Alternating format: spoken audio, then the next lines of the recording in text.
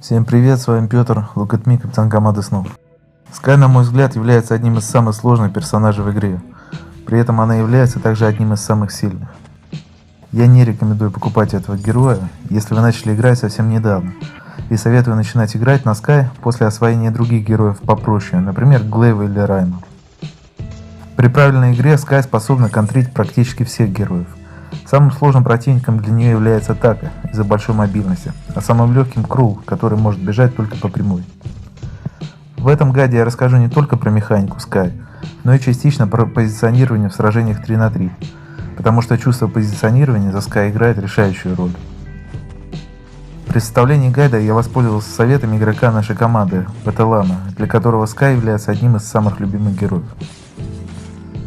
Сегодня поговорим про кристальную Скай. Принцип игры за нее отличается от оружейной, хотя та тоже вполне играбельная. Для Скай самым важным является всегда иметь захваченный в свой прицел цель. При захваченной цели у нее повышается скорость передвижения, урон, ну и вообще использование некоторых способностей невозможно без захвата. Использовать первую способность шквальный огонь необходимо так, чтобы предугадывать, куда пойдет противник. Скай может перемещаться во время использования, но изменить направление не может. Опытные противники будут бегать перпендикулярно действию шквального огня то в одну, то в другую сторону поочередно, чтобы по ним было сложнее попасть. Вы должны следовать за их направлением. Если понимаете, что однозначно промазали, сразу отменяйте повторным нажатием на способность, чтобы быть более мобильным и иметь возможность захватить другую цель. Правильное использование шквального огня может снять почти полную полоску здоровья даже у врагов с хорошей защитой, если Скай хорошо фармила, не говоря про врагов без дефа. Несмотря на то, что при захваченной цели Скай наносит больше урона шквальным огнем, есть смысл в некоторых случаях использовать ее и без захвата, чтобы издалека наносить урон и стакать миф, либо проверять кусты на наличие врагов. Самое главное при игре за Скай против противников ближнего боя – правильно применять вторую способность – стремительный удар. Что такое правильно? Несмотря на то, что стремительный удар наносит урон, он не очень большой, и ее надо использовать в первую очередь для позиционирования и для обнуления отката шквального огня. Например, Глейв использует свой форсаж, Така использует свою ульту или Рона использует прыжок. Вы ждете этого момента и сразу меняете позицию, после чего они уже не могут добраться до вас длительное время, потому что откат способности у них дольше.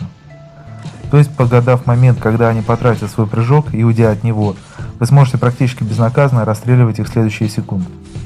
Форсируем эту способность в первую очередь, так как на максимальном уровне существенно уменьшается откат. С противниками дальнего боя другая ситуация, тут возможны два варианта поведения. Либо вы расстреливаете их через переднюю линию врагов, в которой обычно лесник и саппорт. Справившись с передней линией, вы расправляетесь с дальником. Это атака от отступления, в которой вы атакуете тех, кто атакует вас. Тогда даете ульту на подходы к себе, чтобы усложнить атаку врага. Либо возможен вариант, когда вы всей толпой решите навалиться на самого тонкого врага.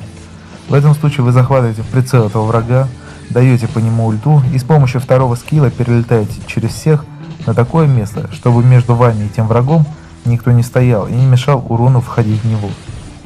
Но при таком способе атаки будьте уверены, что команда вас поддержит в ту же секунду. Иначе, если они не готовы к атаке, есть риск одному оказаться в окружении трех врагов. Кроме того, шквальный огонь можно использовать и для прыжков через стены, когда вы догоняете врагов.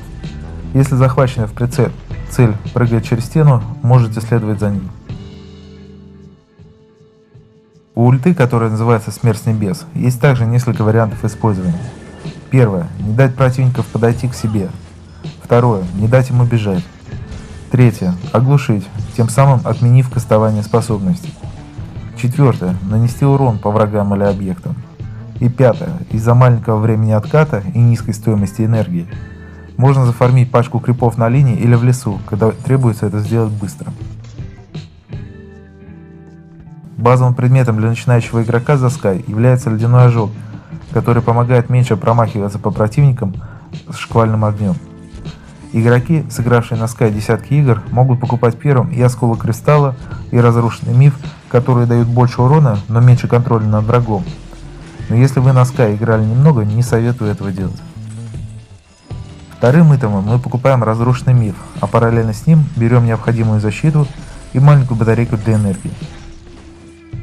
Третьим итемом покупаем канун жатвы для восстановления энергии и лучшей выживаемостью.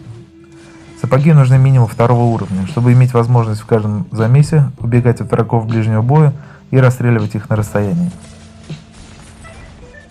Тренируйтесь играть на Sky, но не расстраивайтесь, если что-то будет не получаться в начале. Всем успехов, пока!